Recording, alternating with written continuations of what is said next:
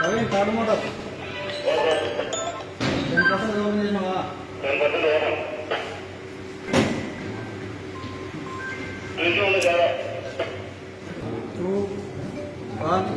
No.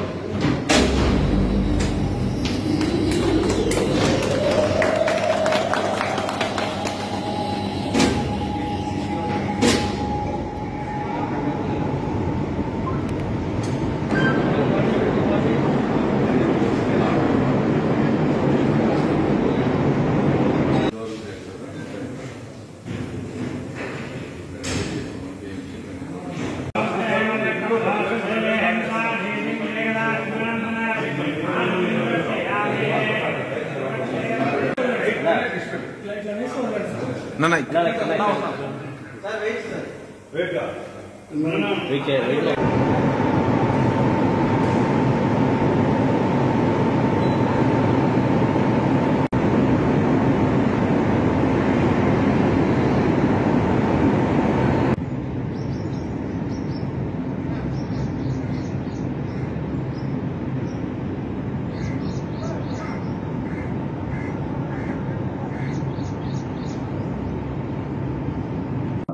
తర్వాత ముఖ్యంగా పులివెందుల నియోజకవర్గంలో ఉండే రెండు ప్రధాన డ్యామ్లు అయినటువంటి చిత్రావతి రిజర్వాయర్ కావచ్చు, అలాగే పైడిపాలెం కావచ్చు, అక్కడికి ఈరోజు గండికోట జలాశయం నుంచి కూడా పంపింగ్ స్టార్ట్ చేయడం జరుగుతూ ఉంది.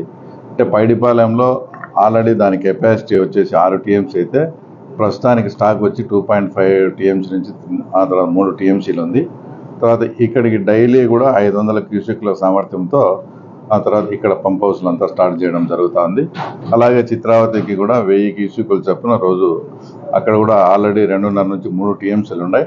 అంటే టోటల్గా 8.5 నుంచి 9 టీఎంసీలు పెట్టే విధంగా ఇక్కడ ఇరిగేషన్ అధికారులు అంతా కూడా ప్లాన్ చేస్తూ ఉన్నారు. కూడా గమనించండి, ఎంత అంటే అంత మాటలు వైఎస్ఆర్సీపీకి ఆ తర్వాత చెందిన ఆ పార్టీకి చెందిన నాయకులు చాలా ఇదిగా, అంటే ఇటు సైడ్ ఏది చంద్రబాబు నాయుడు గారు వచ్చే వర్షాలు రావని, చంద్రబాబు నాయుడు గారు వచ్చే జలాశయాలు నిండవని ఎంతో ఇదిగా, అంటే ప్రకృతికి సంబంధించిన విషయాలపై కూడా ఆ రకంగా కామెంట్ చేస్తూ తర్వాత బురద జల్లే కార్యక్రమం చేశారు. తర్వాత ఈరోజు గమనించండి, 40 years చరిత్రలో ఎప్పుడే కూడా ఆగస్టు నెల మొదటి వారంలో శ్రీశైలం కానీ నాగార్జున సాగర్ కానీ నిండిన చరిత్ర లేదు. తర్వాత గండికోటకు కూడా రావడం, తర్వాత ఈరోజు పులివెందుల కాన్స్టిట్యున్సీలో ఎంతో వరప్రసాదని అయినటువంటి 2 డ్యాములు కూడా మనం నింపుకుంటా ఉన్నాం.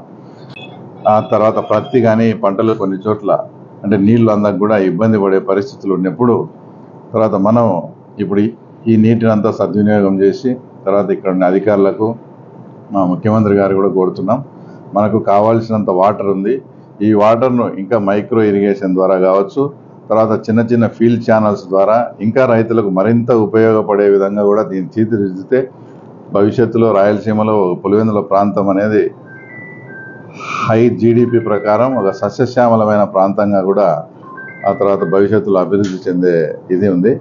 కాబట్టి ఇంతటి ఈ కార్యక్రమానికి మమ్మల్ని అందరినీ ఆహ్వానించి రైతుల పట్ల అందరూ కూడా ఇంకా కొన్ని చిత్రావతి నుంచి కూడా కొన్ని పల్లెలు అంటే లింగాల మండలంలోకి ఆ తర్వాత వాటర్ ఇప్పుడు ఇబ్బందికరమైన కొంచెం ఇంకా ఇప్పుడిప్పుడే ఇబ్బందికరమైన పరిస్థితి ఉందనేప్పుడు కూడా ఇక్కడ ఉండే అధికారులు కూడా అవి కూడా మరమ్మతులు చేసి అవి కూడా 2-3 రోజుల్లో అక్కడికి కూడా నీళ్లు ఎక్కడ ఎవరికి నీరు నిజంగా రైతులకు అవసరం ఉందో అక్కడికి అంతా కూడా నీళ్లు వదిలే ఏర్పాటు కూడా మేము చేస్తూ ఉన్నాం. ఆల్రెడీ మంచి పరిపాలన ఉంది. భవిష్యత్తులో కూడా పులివెందుల ప్రాంతం ఈ రకమైన సాగునీటితో మరింతగా అభివృద్ధి చెందుతుందని కూడా కోరుకుంటున్నాం.